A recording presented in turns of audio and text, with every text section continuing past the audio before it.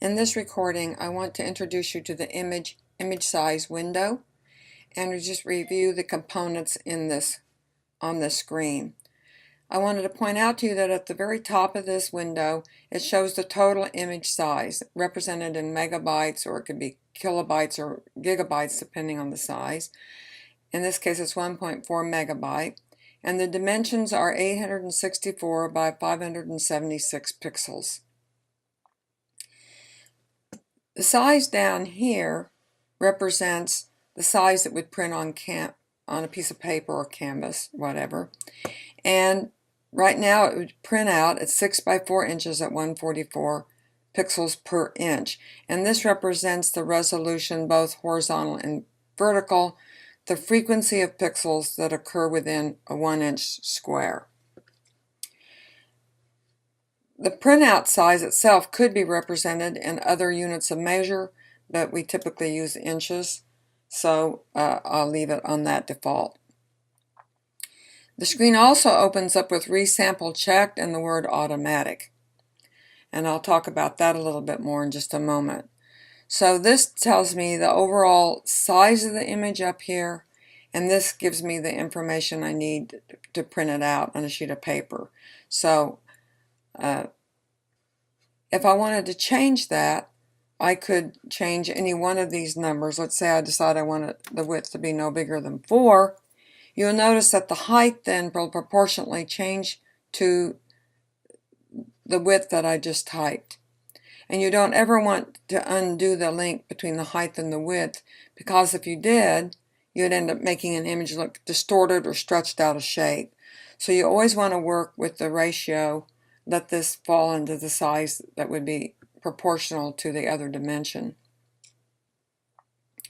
I'm going to put this back to 6 for a minute, and I'll change just the resolution and we'll see what happens.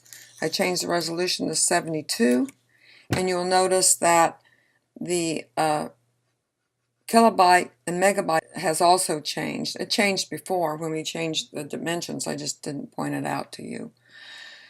So there's usually approximately 1,000 kilobytes for every megabyte.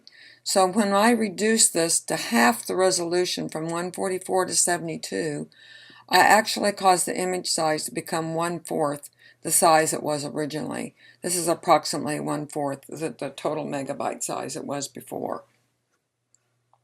I'm going to put this back again to 144. So you'll notice that whenever I changed any dimension, the resolution or the dimensions of this area where in the print screen, I caused the image size to change up here. If I turn off resampling and do the same thing, let's say I'll change this to 4, I reduced the height again proportionally to the width. That didn't change. But what did change was the resolution. To make up for that, it increased the resolution to 216 pixels per inch. But if you notice up here, nothing changed on the image size. It merely redistributed the pixels. So I still have the same number of pixels high and wide in as total image, same megabyte size, but I'm spreading those, not spreading, I scrunched down the pixels so more of them were in an inch square, both horizontal and vertical, so they were smaller pixels and they would look sharper or clearer if they were to print out on a sheet of paper. I'm going to put this back to 6, and I'm going to this time change the resolution to 72, which still makes larger pixels. It makes much bigger pixels because I have a lot fewer of them per inch, so the pixels gotten twice as large. And in the process, I've spread out the total size of the image, so now it prints out 12 by 8 inches rather than 6 by 4 inches.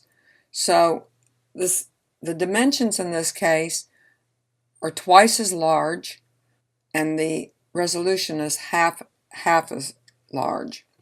So in this case, because I made the pixels so much bigger, as they are spread out, you may see what we call the jaggies in the image. I'm going to put this back to 144 again. I'm going to come back to resample and just talk briefly about the resampling automatic box.